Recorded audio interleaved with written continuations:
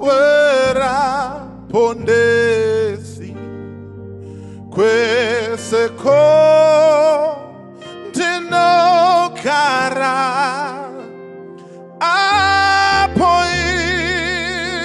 imwe munoeta hundendo kutewera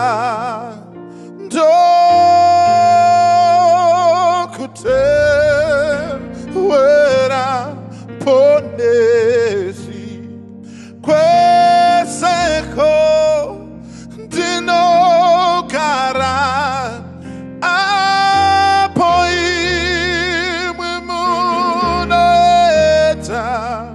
hundendo kutewera ndokutewera mponesi imwe makandifira kana esema kusia inindo kutewera kana nzira indoshata kana kusina nzira wayenda pamberi pangu inindo kutewera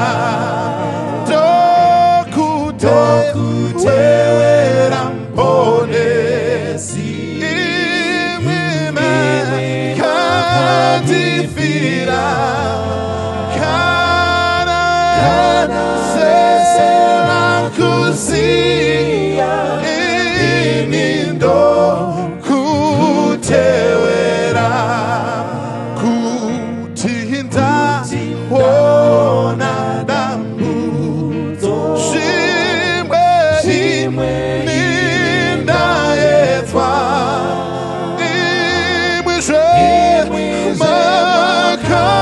makamoetwa inindo kutewera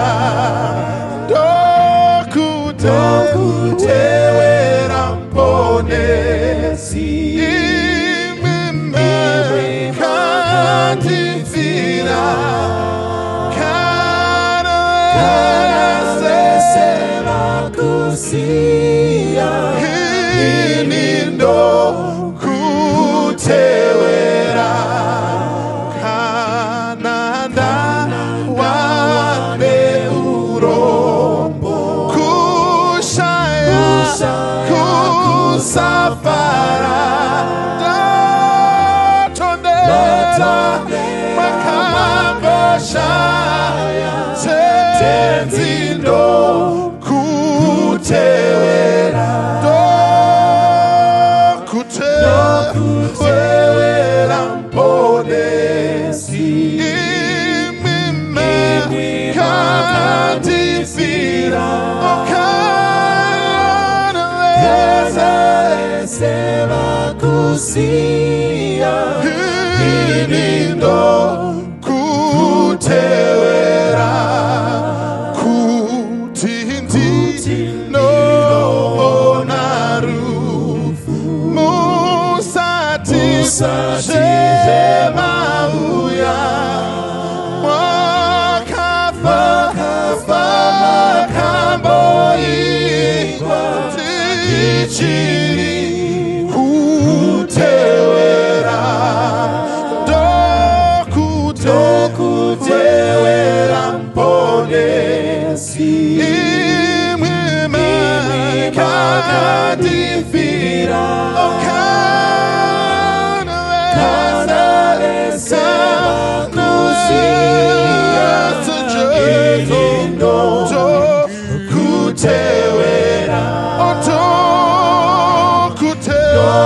Kutewera mponesi imwe katifira okana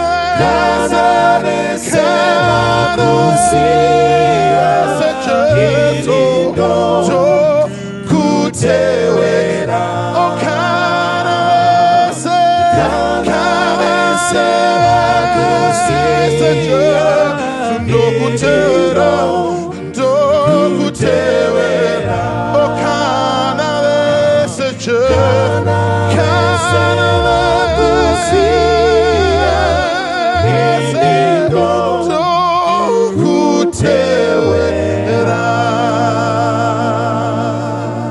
Kazwai wana waMwari, tiri kutenda tiripo pamutambo wamatumba, tiri kuenda mberi mukati mezvidzidzo zvedu. Zvandinotenda kuti uri kudzidza unofanira kudzidza zvinogadzirisa upenyu hwako kuti ugone kuponeseka. Tiri kurarama panguva inonzi nguva yekupedzisira, saka tichiita nyaya dzedu dzezvidzidzo kuti udzidze, nekuti mazuva ataakurarama iwe wacho pamwe hatina patichakuwana. Tofanira kukudzidzisa kuti uzive zvinodiwa naMwari. Ndo basa recamp meeting, kudzidzisa vana vaMwari zvavanofanira kurarama vari vega kwavari, vachiziva nekumirira kutenda kwavo. Ndotenda kutiko uri kubatsirikana. Tiri kurarama mumazuva ekupedzisira. Kana uri kuverenga pabhuku yaJohn yokutanga chapter 4 verse 1 inoti, vadikanwa, musatenda mweya yese, asi muidze mweya muone kana yakabva kuna Mwari. NdiJohn anonyora mazwi iwayo. Kana ukaenda kubhuku yazvakazarurwa, anotsanangura pachapter 2 and 3 achitaura pamusoro pemaNicolaitans, achitaura pamusoro paJezebel. John iyeye anoti iye ndoda kuti ungwarire vari vesinagogi radhiabhrosi, kureva kutiko naSatani ane chechi yakewo ari kutorikruta vakewo vachienda kusaidi kwake, vachinamatawo iye nemadiro anoda kuti avanamate nawo. Nhasi chidzidzo chedu chinoti icho sangano raMwari mumazuva ekupedzisira. Sangano raMwari mumazuva ekupedzisira. Tinogona here kuriziva rakaita sei, riri kupi, rinopindwa nani, unoriziva sei sangano raMwari mumazuva ekupedzisira? God's church in the last days. Ndonyaya yatoda kudzidza iyoyo, yaunoita zvakanaka kana uchiiterera. Ndoda kuti uzive chinhu ichi, kutiko Jesu pana Mateo chapter 16 kubva pavhesi ya 13 zvikuru 17, 18 na 19, Jesu anoti kuvadzidzi, ini Jesu ndichavaka kereke yangu pamusoro peruware, masuo eHadesi haangaikundi. Jesu anotaura nekuvaka sangano rake paruware, padombo riri Jesu Kristu. Ameno vanovaka machechi pamazita evanhu, vanovaka machechi pamazita ezvinhu, vanovaka machechi pazvinhu. Jesu achitaura anoti iye yangu chechi ichavakwa padombo, dombo racho ndi Jesu Kristu, so that masuo eHadesi, masimba erima haangaikundi. Ndoda kuti tidzidze chidzidzo ichi zvakanaka, tichitarisa sangano raMwari mumazuva ekupedzisira. Ndopfungwa toda kutarisa iyoyo. Pfungwa iyoyo toda kuivaka tichitarisa kuti Mwari aive nesangano here munhoroondo yepasi, aive naro here muhistory yekufamba kwevana vake, aive here nevanhu vanodaidza kuti ndine chechi. Totanga kuverenga mabasa aapostolo chapter 7, Acts chapter 7, ndoyatoda kutanga kuverenga vhesi ndeya 38, chapter 7 vhesi ndeya 38 taakuverenga. Inoti panapa, ndiyeye wakanga ari kuungano murenje, aino mutumwa wakataura naye mugomo reSinai, aina madzibaba eduvo vakagamuchira mashoko mapenyu kuzotipa.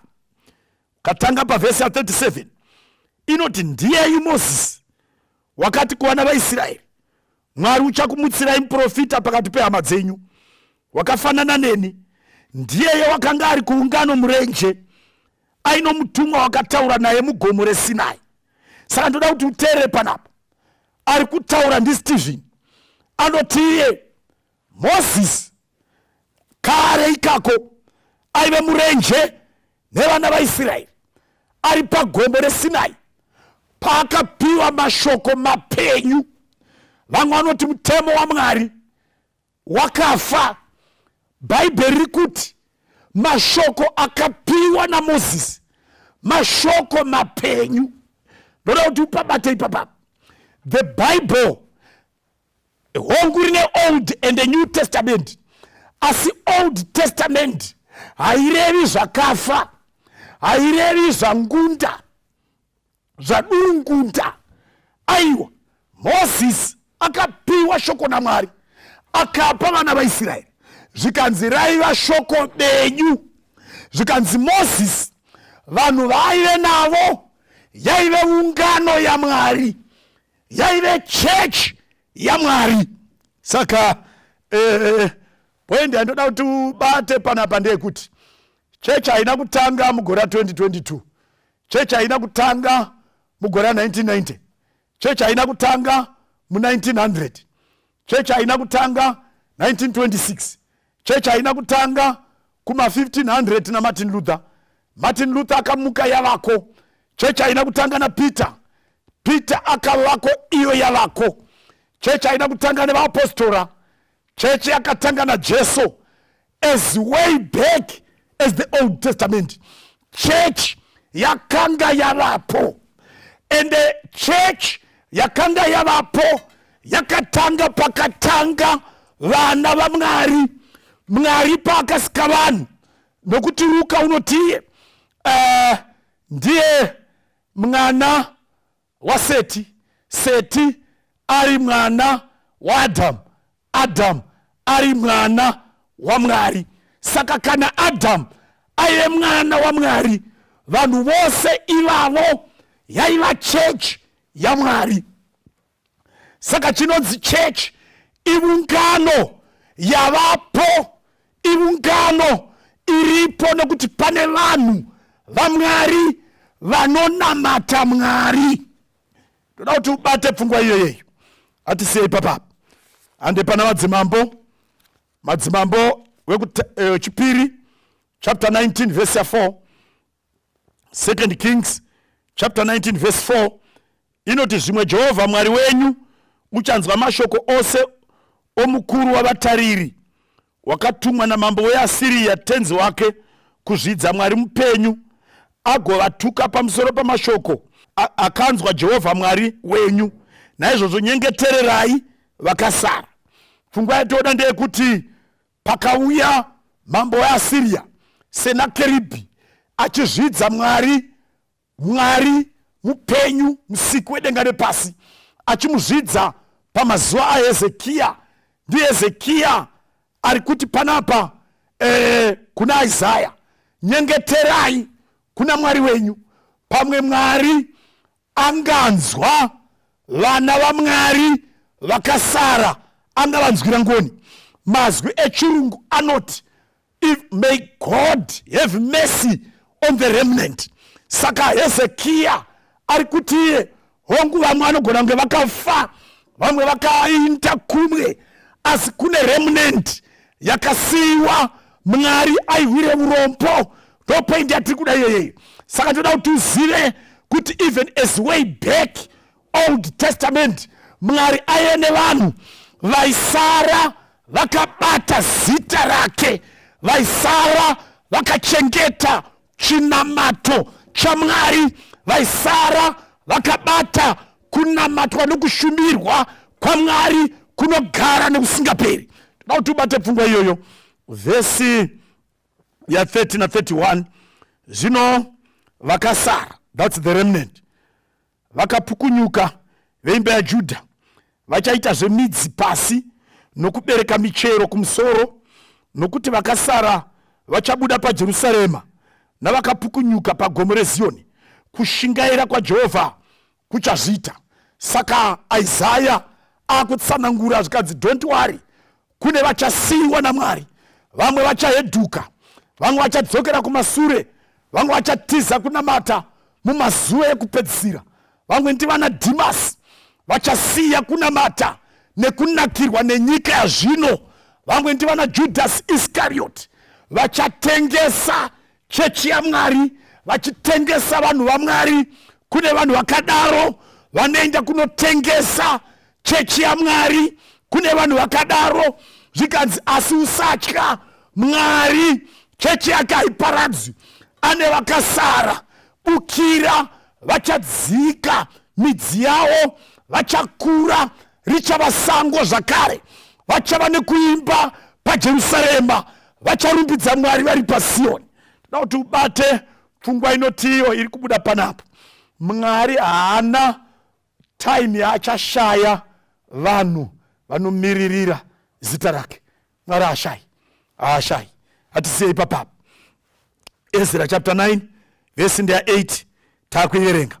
Inoti panapa, zvino takanzwirwa tsitsi naJehovha Mwari wedu nguva duku duku, akatisiyira vamwe vakapukunyuka nokutipa mbambo panzvimbo yake tsvene, kuti Mwari wedu avhenekere meso edu nekutiponesa pauduku neuranda hwedu. Zvikanzi naEzra, ndoda kuti uzive chinhu ichi, takanzwirwa tsitsi naJehovha Mwari wedu nguva duku duku, akatisiyira vamwe vakapukunyuka. Varume ava vari kutsanangura vadzoka Bhabhironi. Zvikanzi Mwari haana kutendera kuti mhuri yake iparare muzvifananidzo zveBhabhironi nechinamato cheBhabhironi. Munorangarira kuti vamwe vakatomboisa iswa mugomba remoto, vamwe mumakombe eshumba nenyaya yekunamata Mwari. Zvikanzi Mwari haana kutendera kuti chechi yake iparare because yapinda munyika munonamatwa zvese zvese, asi wakatihwira urombo, akatihwira tsitsi, akatidzikinurira, akatichengetera kaboka kadiki, another remnant, akaichengeta. Ndoda kuti uzive chinhu ichi, kusvika kumazuva ekupedzisira Mwari achava nako kaboka kadiki kevanhu vanomiririra zita rake, vanomiririra zita rake. Kutenda kwavo nekunamatwa kwaMwari nezvokwadi Mwari anavo. Ngatisiyei papapo. Ande pana Isaiah chapter 1 titerere imwe pfungwa inotaurwa naIsaiah pamusoro pechechi yake, pamusoro the remnant, pamusoro pevashoma vanoramba vachinamata Mwari. Isaiah chapter 1 verse 9 inoti, dai Jehovha wehondo asina kutisiyira vakasara vashoma shoma, tingadai takafanana neSodhoma, takaita seGomora. Isaiah ari kutaura panapa, dai Mwari asina kusiya vashoma shoma, tingadai tava history, tingadai takaita seSodom and Gomora. Pfungwa iri kusimbiswa ndekuti Mwari anochengeta vanhu vanomiririra zita rake in every generation. Tavaona uko kuMount Sinai, tavaona apo pamadzimambo, tavaona uko kuna Ezra, tiri kuvaona pana Isaiah. Mwari anawo vanhu vanomiririra zita rake, vanomunamata muzokwadi nemweya mutsvene. Ngatisiyei papapo. Andei pachapter 11 yaIsaiah chapter 11 verse 11. Toda kutarisa pamazuva ekupedzisira kuti chichi chaitika pamazuva ekupedzisira, zvakafanira kuprofitwa izvi nanaIsaiah kare. Toda kutarisa chapter 11 verse 11 inoti panapa, zvino nezuva iro Ishe uchatambanudzazve ruoko rwake rwechipiri kuti adzikinure vakasara vavanhu vake, ivo vanenge vasara vari paAsiria, vari paIgipita nePatrosi neKushi neIramu neshinari neHamati, nokuzviwi zvegungwa. Zvikanzi panapa naIsaya, Mwari pamazuva ekupedzisira achasimudzazve ruoko rwake kuti atambanudze, aunganidze rwechipiri, adzikinure vakasara vavanhu vake, whether kuEgypt, kuAfrica, kuAsiria, kana Europe, kana paPatros, kana paKush, kana paIram, Asia, kana paShinari, kana Mesopotamia, kana paHamati. Mwari achavawana vanhu vanomunamata mumweya nemuzokwadi. Teerera munhu waMwari, Mwari ane vanhu vanoramba vachimunamata. Ngatisiye ipapo andei pana Isaiah chapter 19. Isaiah chapter 19 tinzwe kuti iko Mwari achaita sei. Isaiah chapter 19 toda kutanga kuerenga vhesi ya 1 tozurukira kuvhesi ya 18. Chirevo pamusoro peIgipita. Tarira, Jehovha wakatasva gore rinomhanya woswedera Igipita, zvifananidzo zveIgipita zvichadedera pamberi pake, nemweya vaIgipita ichanyauka mukati mawo. Ndichamutsa mweya vaIgipita, vamukire vaIgipita, mumwe nomumwe ucharwa nehama yake, nomumwe nomumwe wavakavakirana naye. Guta richamukira guta, ushe huchamukira ushe. Chiri kunyanya kutaurwa panapa, besides massive war anogona kumuka munyika, pari kunzi vaIgipita ivo pachavo vachaudzana, vachamukirana kuti zvatiri kunamata izvi handizvo, hatitsvakei Mwari. Rega tiverenge, tiverenge irege kutinetsa. Hativerenge vhesi ya 16 nezuva iro. VaIgipita vachafanana, vachadedera nokutya nokuda kwokusimudzwa kworuoko rwaJehovha. Nyika yaJudha ichava chityiso cheIgipita. Vhesi ya 18 nezuva iro, maguta mashanu achavapo panyika yeIgipita anotaura rurimi rweKenani, vachipika naJehovha wehondo. Mumwe achauchaidzwa guta rokuparadzwa. Nezuva iro pakati penyika yeIgipita pachava nearitari kuna Jehovha nembiru pamuganho waro kuna Jehovha. Zvino zvichava chiratidzo nechapupu chaJehovha wehondo panyika yeIgipita, nokuti vachadanidzira kuna Jehovha nemhaka yavamanikidzi. Vachatumira muponesi nomurwiri, uye iye uchavaponesa. Vhesi ya 21, uchazviratidza kuvaIgipita, navaIgipita vachaziva Jehovha nezuva iro. Zviro kwazvo vachamunamata nezvibayiro nezvipo. Vachapikira Jehovha mhiko nekudziita. Mwari kudenga ngaatendwe. Jehovha ucharova vaIgipita, acharova achivaporesa. Zvino vachadzokera kuna Jehovha, iye uchanzwa kunyengetera kwavo akavaporesa. Nezuva iro, vhesi ya 23, nzira huru ichavapo inobva Igipita ichienda Asiria. Vachaenda Igipita navaIgipita vachaenda Asiria. VaIgipita vachanamata pamwe chete navaAsiria. Mwari wokudenga ngaatendwe. Zvikanzi nezuva iro vaIsraeri vachava rudzi rwechitatu, vachiteera vaIgipita navaAsiria.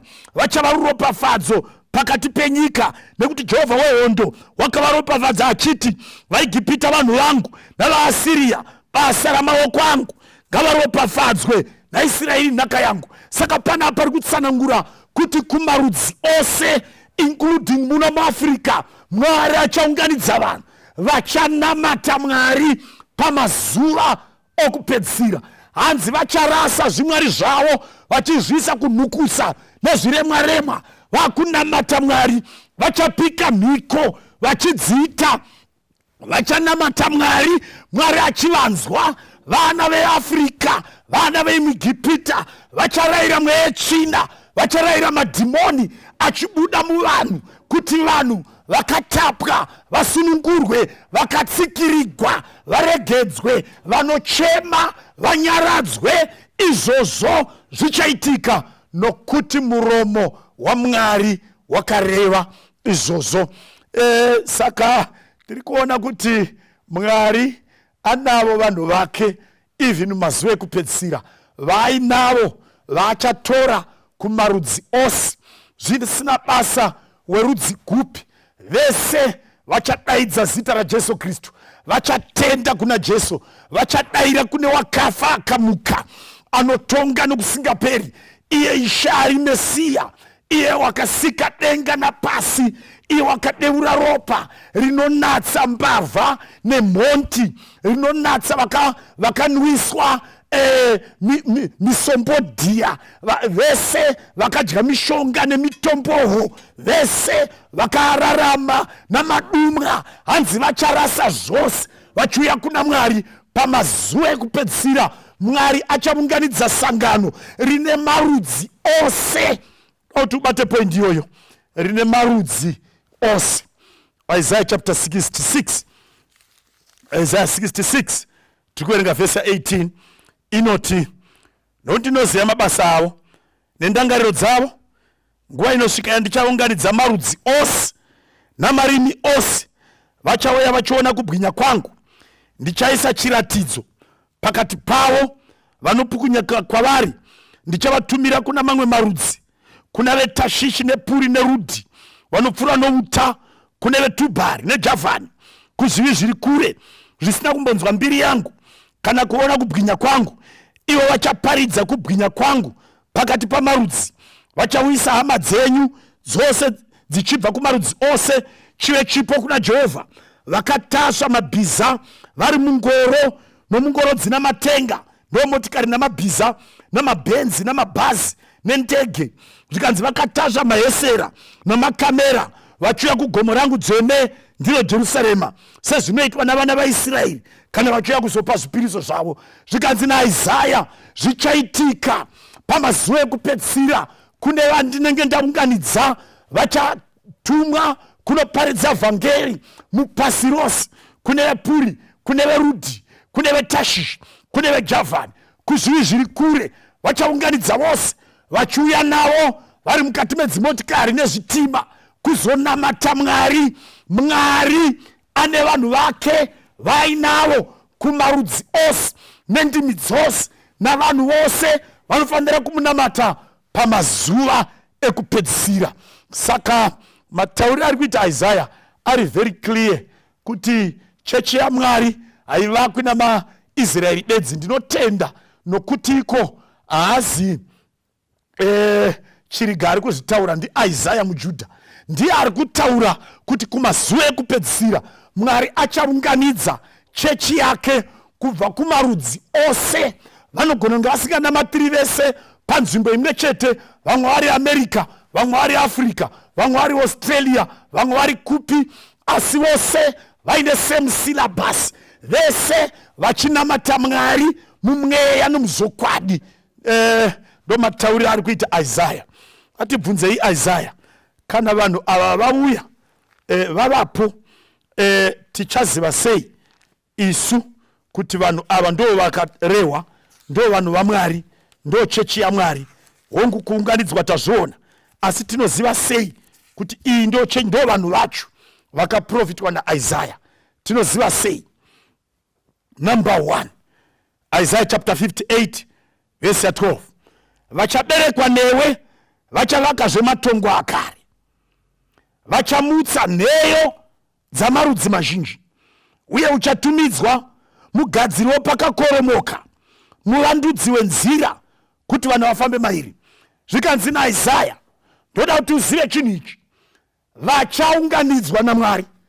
Ivo vachavaka matongo akare, vachagadzira nzira dzakare, vachavandudza pakanga papazwa, vachagadzira dzidziso nerayiro dzakare, vachanzi vagadziri vepakakoromoka. Neimwe nzira Isaiah ari kuti Jesu asati auya tofanira kugona kuronda chechi yaMwari ichiita zvinhu zvimwe chete kubva kuna Adhamu kusvika kuchizukuru chokupedzisira, iyo mimba iyo ichaimbira Jesu pakuuya kwake. Vese vanhu vakararama mumagenerations nemagenerations, pavanomutswa vanofanira kuwanikwa vese vakafanana, vakatenda zvakafanana, vakanamata zvakafanana, vachiita zvakafanana, vaine kudayira kumwe, hazvitendegwi kuti kudenga kunzi kune veku-Old Testament vana Eria vanoita zvavo, vana Peter vanoita zvavo. Mwari haana kudaro, Mwari haana kudaro. Saka pari kunzi vachagadzira nzira dzakare, vachagadzira nheyo dzakare, vachaumba pakanga pakapazwa. Hanzi vachaumba izvo zvezvo. Ndo zvatoda kudzidza izvo zvezvo. Chii chinotizivisa kuti ava ndivo? Chii chinotizivisa kuti Peter naJohn vakamutswa nhasi vakanzi endai kuchechi kwamaisienda, vanoti iyi ndio chechi yedu, toiziva. Munoiziva nei? Nezvii zvavari kuita izvi, nezvii zvavari kuita izvi, nezvii zvavari kuita izvi. Ndio chechi yacho. Number 1, atitarisei. Ndo zvatoda kudzidza. Chii chichakuzivisa kuti ava ndivo? Chinhu chekutanga chofanira kuzivisa chaivako kuna Adhamu chinenge chiriko kusvika pamazuva ekupedzisira. Rega ndivenenge ndiri pana Isaiah ipapo chapter 58 verse 13. Kana uchidzora gumbo rako pazuva reSabata kuti urege kuita zvaunoda pazuva rangu dzvene, uchiti Sabata izuva rinofadza nezuva dzvene raJehovha rinofanira kukudzwa. Number 1, vanhu vanenge variko kumazuva ekupedzisira vanofanira kuchengeta zvakachengetwa nana Isaiah, zvakachengetwa naAdhamu. Chimwe chazvo mitemo yaMwari inosanganisa zuva reSabata. Toda kuona kuti kuNew Testament panzi zuva reSabata ndo zuva rangu dzvene iriko here vhesi inoti zuva raMwari dzvene ririko? Zvakazarurwa chapter 1, zvakazarurwa chapter 1, tiri kuerenga vhesi ya 10 yamunoita zvakanaka kana muchiiteerera. Ndakanga ndiri mumweya nezuva raShe, ndikanzwa shure kwangu izwi guru rinenge serehwamanda. Hanzi ndakanga ndiri mumweya nezuva raShe. Ndozvikutaurwa naJohn, aive mumweya nezuva raShe. Isaiah ari kuti Sabata izuva raShe, izuva raJehovha. Saka New Testament iri kuwirirana neOld Testament. Nhengo dzekuNew Testament vana John vari kuti ndaive mumweya, ndaiita zvekunamata, ndaiita zvechechi nezuva raShe iri zuva reSabata. Isaiah oti gadzirai pakakoromoka. Ndepapi pakakoromoka? Pakuchengetwa kwemutemo waMwari. Adhamu pamazuva ake Sabata raivako here? Adhamu pamazuva ake Sabata raivako here? Genesis chapter 2 verse 1 na 2 na 3. Denga nenyika zvikapera saizvozvo nouzhinji bwazvo, Mwari akapedza basa rake raakaita nomusi wechinomwe, akazorora nomusi wechinomwe pabasa rake rose raakaita. Mwari akaropafadza musi wechinomwe akauita mutsvene, nekuti wakazorora nawo pabasa rake rose raakanga asika nekuita iye Mwari. Panapa pari kuti ipo even kuna ana Adhamu pakutanga nyika ichisikwa, munhu wekutanga kuzorora ndiMwari pachake, ndiMwari pachake. Nogona kunetsa munyika yeZimbabwe, zvogona kunetsa isisu tichiziva kuti vakuru vedu vakatiudza kuti Independence Day redu 18 April ndo Independence Day. Gore rimwe nerimwe musi wa 18 Zimbabwe inocelebrata birthday rayo. Iwo tanga yako 18 September, zvogona kunetsa munyika yeZimbabwe. Vakuru venyika, varidzi venyika vane 18 April. Iwo tungidza moto wako musi wa 18 Gunyana 18 September, zvogona kunetsa. Ndo zvinogona kunge zviri kuitwa nevamwe vanofunga kuti vane ravo zuva. Zvogona kunetsa izvo zvezvo. Zuva raMwari raivako kubva nyika ichitangwa, takapinda naro muNew Testament, ndo rakavhara Bhaibheri zuva raMwari. Saka chinhu chekutanga chinokuzivisa kuti iyi ichechi yaMwari, kunge vari vanhu vanopinda mumweya nezuva raShe riri zuva reSabata. Ngatisei papa. Chii chimwe chinotizivisa kuti iko iyi ava vana ndo chaivo zvataurwa naIsaiah. Kana tiri kuerenga zvakazarurwa chapter 14 vhesi ndeya 7. Zvakazarurwa chapter 14 vhesi ndeya 7 inoti iyo mutumwa akati nenzwi guru, ityai Mwari mumurumbidzei, nokuti nguva yake yekutonga yasvika. Namatai iye wakasika denga nenyika negungwa namatsime emvura. Hanzi panapa nebhaibheri, ityai Mwari mumurumbidzei, namatai iye wakasika denga nenyika negungwa namatsime emvura. Saka chimwe chinokuzivisa kuti ava vanhu ichechi yaMwari, vanoita zvaMwari. 1, vanonamata akasika denga nenyika negungwa namatsime emvura, nekuti nguva yake yekutonga yasvika. Number 2, iri kutaurwa vanoparidza vhangeri rekuti Mwari akasika anamatiwe. Ivavo vanhu vanoumba chechi yaMwari, vanoumba sangano raMwari mumazuva ekupedzisira. Kana ukatarisa pari kunzi namatai iye, namatai iye, ndinofarira zvikuru shamwari yangu mufundisi Mulambo anopatsanangura nenzira yandinoda. Anoti pari kunzi namatai iye, vana iye vanogona kuwanda, vana iye vanogona kuwanda, asi iwe ngwarira iye, nekuti iye ari kutaurwa panapa ndeakasika denga nenyika negungwa namatsime emvura. Kana uchida kunamatwa, zvavhugwa, zvazarugwa, buda munyika ino yakasikwa naMwari, woenda kune yako, wosika denga ikoko nenyika ikoko, wonamatwa, woshandira vanhu uchimutsa ikoko, unenge wava iye. Panapa tiri kutsanangura akasika iye denga nenyika negungwa namatsime emvura.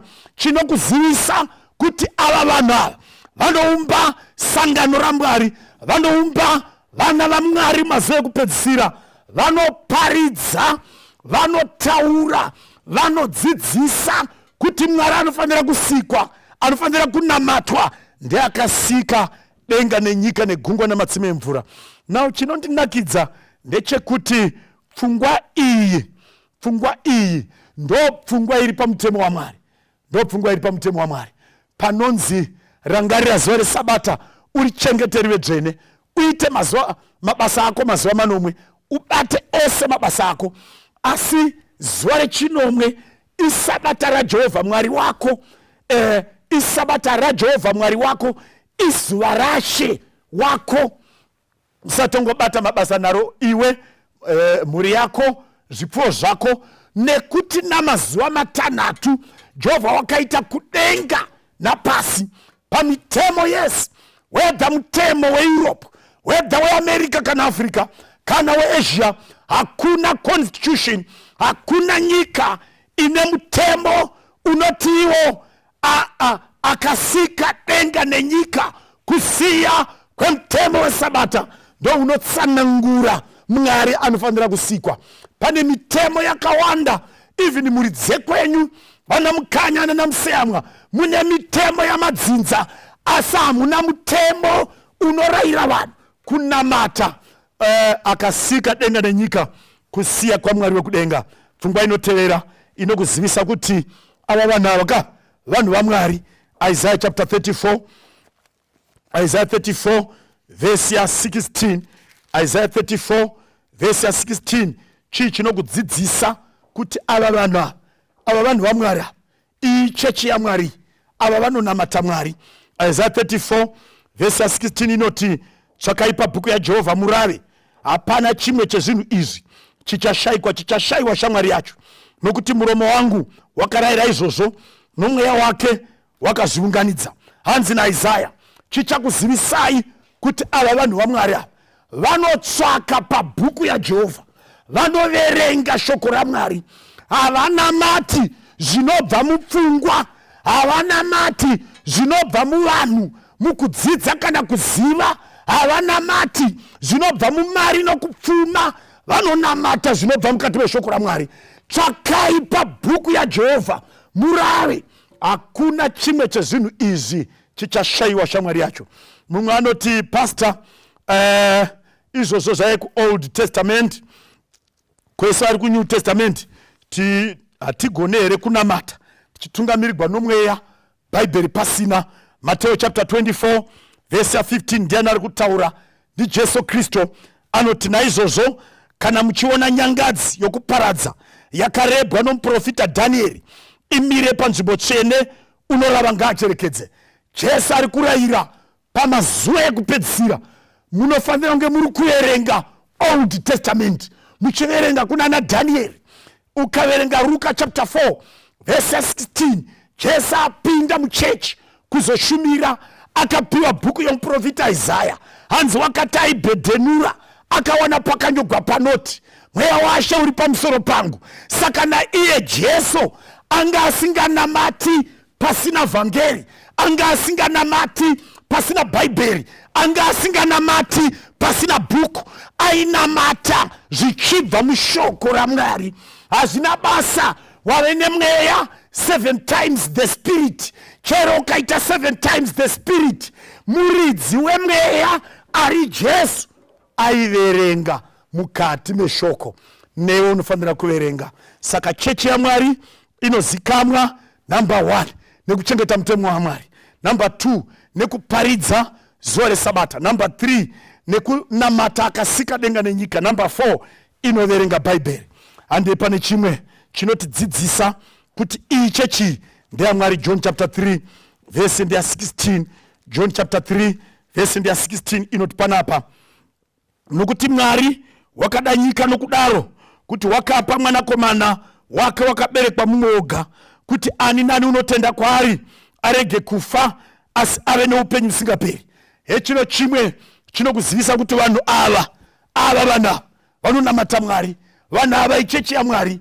Zvikanzi vanhu vacho vanodayira, vanotenda kuna Jesu ari mwanakomana waMwari, akauya akava munhu, akararama pano panyika achidya sadza nesupu, akashanda panyika pano, akararawo hope. Jesu wacho akafa, akamuka nezuva retatu, akakwidzwa kudenga. As I speak, Jesu haana kufa, mupenyu. Tiri kunamata Jesu akafa akamuka, ari mupenyu nekusingaperi. Kana waiona chechi inochengeta mutemo waMwari, inochengeta Sabata, inoparidza kuti nyika ino ichaguma, inoparidza namatai wakasika. Kana waiona chechi inoparidza ichiverenga, waiona chechi inotenda kuna Jesu akafa akamuka, chechi isingatendi muvanhu, chechi isingaiti zvavanhu, chechi isina Godfather ari munhu, asi chechi ina Godfather ari Jesu. Kana wavona iyoyo, ndiyo chechi yaMwari, ndiyo chechi yaMwari.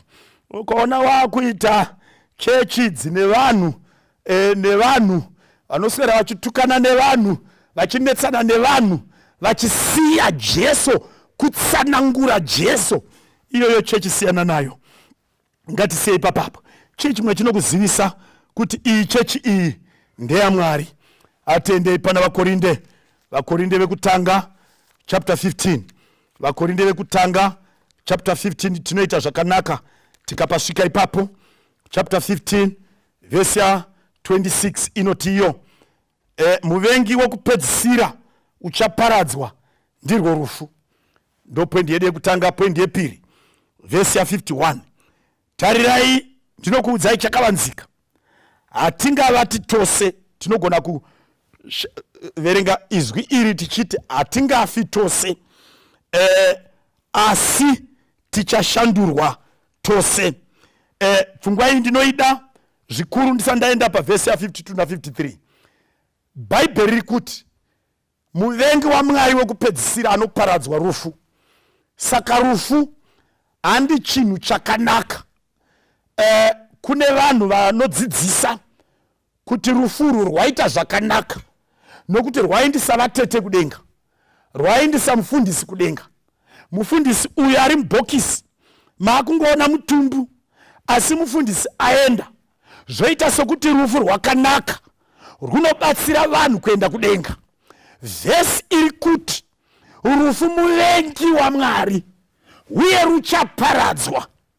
Vhesi ya51 nobva yati, tinokuudzai chakavanzika, hatifi tose.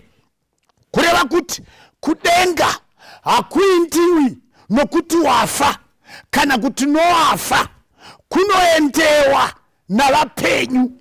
Vhesi ya52, pakarepo nokubwaira kweziso nehwamanda yekupedzisira, nokuti hwamanda icharira, ipapo vakafa vachamutswa nokusaura, nesu tichashandurwa. Nokuti ichi chinoora chinofanira kufuka kusaura, nechichi chinofa chinofanira kufuka kusafa. Ipapo shoko rakanyogwa richaitika rinoti, rufu rwamedzwa nokukunda. Pane pfungwa dzandoda kuti ubate. Saka rufu harusi kuperekedza vanhu kudenga, ndozviri kutaurwa panapa. Nekuti vhesi iri kuti hwamanda icharira, vakafa vachiora, vomutswa vachipfekedzwa kusaora. Kana vapfekedzwa kusaora, ndo paakutanga gwendo gwekuenda kudenga, kunoendewa. Kwete nemunhu asiya mutumbi, kudenga kunoendewa neane mutumbi. Kureva kuti vanhu vaMwari vanotenda kuna Mwari, vari chechi yaMwari, havatendi kuti rufu roperekedza vanhu kudenga. Vanotenda kuti rufu ruchaparadzwa, vatsvene vachamutswa, vomutswa nemiviri. Nona kuti iyi ndozvokwadi, nekuti Bhaibheri rine exhibit revakatoenda vasina kufa, nevakambofa vakazoenda, nevakambofa vakamutswa vakafa futi. Tinana Enoki naEria havana kufa, vakaenda vari vapenyu. Saka hazvidi kufa kuti vanhu vaende kudenga. Tina Mozisi akafa akamutswa akaendwa naye kudenga. Tina Jesu akafa akamuka akaenda kudenga. Saka kune vese vakafa, as long vaitenda vachamutswa. Kwenhasi vari kumakuva namabhonzo avo, havana chavanoziva, hakuna basa, havaimbi, havana mati, mabhonzo, mitumbi, ndo zviri kumakuva. Vakamirira zuva rinorira hwamanda 1 inomutsa vakafa. Kumachechi kune hwamanda dzatinoridza, idzo dzadzimutsi vakafa. Hwamanda inomutsa vakafa icharidzwa ina Jesu namukoma Gabriel, ndo chete vachamutsa vane hwamanda inomutsa vakafa. Aka vanhu vari chechi yaMwari havatendi kuti kana munhu akafa anobva aenda kudenga. Vanotenda kuti anomirira kumutswa, kana amutswa ozoenda kudenga. Ukaona vanhu vari kudzidzisa izvezvo, ivavo vanhu vaMwari ivavo. Ukaona vanhu vari kutenda izvezvo, vari kutaura chokwadi ivavo. Chii chimwe chinokudzidzisa kuti ava vana ndevamwari, ndevamwari, ava ndevamwari. Chimwe chinokudzidzisa kuti ndevamwari, Mateo chapter 19 verse ya 6. Mateo 19 verse ya 6. Tinoita zvakanaka kana tichiiterera. Inoti panapa, nokudaro havachiri vaviri asi nyama imwe. Zvino izvo Mwari zvaakasonganisa, munhu ngaarege kuzviparadzanisa. Jesu aipindura varume vakanga vati, ko ndechipi chikonzero chatiinacho chandinotendegwa kuramba mudzimai? Ndokubva Jesu apindura. Achipindura mubvunzo uyu, akabva ataura imwe pfungwa isina kubvunzwa. Akapindura mubvunzo achiti, Mwari akambosanganisa murume nomukadzi, haana topic, haana agenda yedivorce, hakuna. Zvinokonzerwa nemi vane mwoyo mikukutu yakaoma isingadi kutendeuka, isingadi kuzvidzora, whether muri varume kana vakadzi. Ndosaka muchimba guyo gwedivorce kudarika kwekuchengetedza muchato, sekunge muri kuirana naMwari. Saka Jesu ari kuvadzidzisa kuti pakutanga hazvina kumbobvera zvakarapo kuti vanhu vanorambana, no divorce. Apedza kutaura pfungwa iyi, nobva azotaura pfungwa yechiti, nokuti iye wakavaita akavaita vari vaviri kuti vave nyama imwe. Izvo Mwari zvaasonganisa kurege kuva neunoparadzanisa. Ipfungwa ipi? Pfungwa iri kutaurwa pandeye kuti Mwari haana muzano rake murume mumwe chete nevakadzi vazhinji kana mukadzi mumwe chete navarume vazhinji. Muzano raMwari hazvimo izvozvo. Nyangwe chechi ikanakidza ichidzidzisa vanhu kuita vakadzi vakawanda, nyangwe kukaimbiwa zvokunzi zvaburutsa mweya, nyangwe vatumwa vakaonekwamo muchechi iyoyo, asi vachidzidzisa kuti zvinotendegwa kuita vakadzi vazhinji, ivavo havasi vanhu vaMwari, nekuti Jesu ari kuti izvozvo hazvina kumbobvera zvakaveko kuti munhu asiye mumwe achitora mumwe. Muzano raMwari murume mumwe chete kumudzimai mumwe chete. Ukaiona chechi iyoyo inodzidzisa izvozvo sezvazvaive kuna Adhamu, ndozvazviri, ndozvazvakave, ndozvazvichava kusvika pamazuva ekupedzisira. Ngatisiye pfungwa iyoyo. Chii chimwe chinokubatsira kuona kuti iyi chechi ndeyaMwari? 1 Vakorinde iyeye chapter 14 verse 32. 1 Vakorinde chapter 14 verse 32. Tunoita zvakanaka kana tichiteerera. Verse 32 inoti iyo, mweya yavaprofita inozviisa pasi pavaprofita. Mweya yavaprofita, kana nhasi kukamuka vaprofita, zvikanzi vamuka ivava kana vaine mweya waMwari vanofanira kuzviisa pasi pavaprofita vakavatangira. Hakuna muprofita anofanira kumuka nhasi oita zvinopikisana naPeter naJohn naPauro naIsaya naZekaria naEriya. Ivava havasi vaMwari. Zvikanzi mweya yavaprofita inofanira kuzviisa pasi pavaprofita. Vauya nhasi vanofanira kunopfekera mudzidziso yakataurwa naAdhamu naNoa naAbhurahama naMozisi naJoshua naDhavhidhi. Vanofanira kupinda muna Samueri, vapinde muna Elisha, vapinde muna Isaya naJeremiya, vapinde muna Hosea naJoeri, vapinde muna Mateo, vapinde muna Luka naPauro. Kana vakapotsana nazvo havana mweya waMwari, haizi chechi yaMwari. Saka terekedza, tarisaona kuti munhu uyu zvaari kudzidzisa izvi zviri kuwirirana here? Varume ava vakafa vakamutswa vangamunongedzera here kuti uyu ndo mumwe wedu nezvaari kudzidzisa izvi? Kana zvichipikisana, ibva wasiyana naye, nekuti denga i1, Jerusalema ija i1. Hakuna raMozisi, kwozoita raDhavhidhi, kwozoita raPeter, kwozoita ranhingi wanhasi. Hakuna i1. Tofanira kunoungana tose pamberi pechigaro chaMwari. Zvakazarwa inototi vamarudzi ose. Marudzi inoreva makore navanhu, marudzi ose nendimi dzose navanhu vose vakanomira pamberi paMwari vachiimba vose rwiyo rumwe chete, kureva kuti Adhamu akaruramba isu tinodayira, Isaac akaruramba isu tinodayira, Noa anodayira, Jacob akaruramba Joseph anodayira, Zebhurani anodayira, Esther naMordecai anodayira. Hakuna anoita discord anoti ava ndevepiko vakuimba, vese vakaramba tinodayira. Ukaona zvokonana, hazi vaMwari.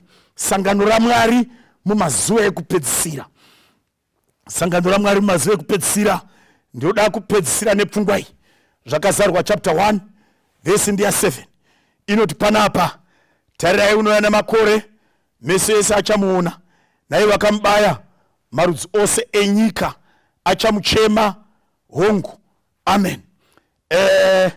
Bhaibheri riri kudzidzisa kuti vanhu vaMwari, iri chechi yaMwari, vanodayira nekutenda mukuuya nekuonekwa kwaJesu.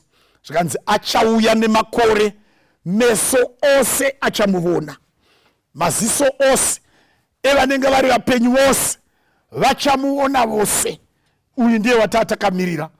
Ukaona vanhu vachitaura izvezvo, vachidzidzisa izvezvo, vachidudzira nekuparidza izvozvo vanhu ivavo ndevamwari. Saka inonzi chechi yaMwari, remnant yaMwari mumazuva ekupedzisira, vakasara pazvokwadi sekudzidza kwataita, vanoparidza vhangeri sekudzidza kwataita, vanodzidzisa Mwari wakasika denga nenyika. Vanhu ivavo vanotenda kuna Jesu akafa akamuka. Vanhu ivavo vanoverenga Bhaibheri. Vanhu ivavo vanotenda kuti mutemo waMwari haushanduki. Waivamo muOld Testament unopinda muNew Testament kusvika tapinda denga. Vanhu ivavo vanotenda kuti vakafa havana chavanoziva, vanomirira zuva rokumutswa kana Jesu auya. Vanhu ivavo vanotenda kutiko murume mumwe chete pamukadzi mumwe chete. Vanhu ivavo vanotenda kuti Jesu ari kuuya, paanouya hauyi chiverevere, uchaonekwa navanhu vose nendimi dzose namarudzi ose. Saka vanhu ava, chechi iyi ndo inogadzira vanhu vachaona Jesu pakuuya kwake. Kuverenga Luka uzoverenga wawega chapter 1 verse 16 zvikanzi vachava nemweya waEriya, vachagadzirira vanhu kuti vasangane naIshe wavo, vachashandura upenzi hwavatadzi vachivapa uchenjeri hwavakachenjera. Zvikanzi vanhu vachagadzira vanhu vanoonana naKristu. Ndio inonzi chechi yaMwari. Chechi yaMwari iri panyika ine basa iroro, kudzidzisa pasi rino iri kuti nyika ino iri kunoparadzwa, nekugadzirira vanotenda kusangana naJesu Kristu. That's why sabata rimwe nerimwe unofanira kuenda kuchechi, unobatsirwa nekudzidziswa kugadzirira kusangana naJesu Kristu. Even vari kuona mharidzo dzepavirtual dzeonline sezvamakanditeerera, zivai chinhu 1, usaperere paonline unokurara, usaperere pamhepo unokurara. Unofanira kudzidza kundogara nambuya Maswera, kundogara nambuya Tatenda. Unofanira kudzidza kundonamata nasekuru Jacob. Unofanira kudzidza kunopa mipiro nezvegumi. Unofanira kudzidza kundochema nevari kuchema, kundonamata nevari kugwara. Unofanira kudzidza kundodzidza nevamwe shoko raMwari. Usaperera mumba mako uchiti ni chechi iripo, ndinoona Bhaibheri rangu pano, usazvinyebere, buda, enda kuchechi, unonamata nevamwe, uchidzidza nevamwe, muchishanda kudzidza nevazhinji vachiuya kuna Jesu Kristu. Ndinotenda kuti Mwari vachakubatsira kurambira pakutenda uku, nekupinda nekurarama musangano raMwari mumazuva ekupedzisira. Ngatidzore usori tinamate. Baba wedu vari kudenga, toda kumutendai panguva ino yamatipa kudzidza kuti sangano renyu riripo, rakatanga kare, rine dzidziso nezvimiso zvakatendwa kubva kuna Adhamu kupinda munana Noa, wana Abrahama, wana Moses, kuvaprofita nevapostora, down the panorama of ages. Chechi yenyu yangogara iripo, ine basa rekudzidzisa vanhu venyu zvamunoda. Ndoda kunamatira vana venyu mukuteerera kwavo. Zvingadaro pane mumwe angaoda kuheduka, zvingadaro pane mumwe wakatoheduka. Vese vadzosei zuva risati ravira, adzokere mudanga kuti rugwaro ruitike runoti namamwe makwai ndinawo asati ari edanga rino. Naino ndofanira kumaunganidza auye rive danga rimwe riine mufudzi mumwe, tichidzidza tose, vari kumusoro nevari kuzasi, zvinodiwa naJesu, togadzira kusangana nemi nekusingaperi. Muzita raJesu tenzi wedu, amen. Tipe Bhaibheri nyenyedzi yapiwa, vafambi vese kutungamira, zvampupurizvo zvisingazodzimi, kujeka kwangu kunotipenyera. Ndipe Bhaibheri masoko machene, ndinotevera kujeka kwa roho zikomedzo zvidzidzo mutemo nerudo zvese zvakumbanamo ndipe bhaibheri apo ndatambudzwa ngezvitema neurombo hwazvo ndipe mazviyo Jesu ataura kunditondedza aripo pedyo ndipe bhaibheri masoko machene ndinotevera kujeka kwa roho zvikomedzo zvidzidzo mutemo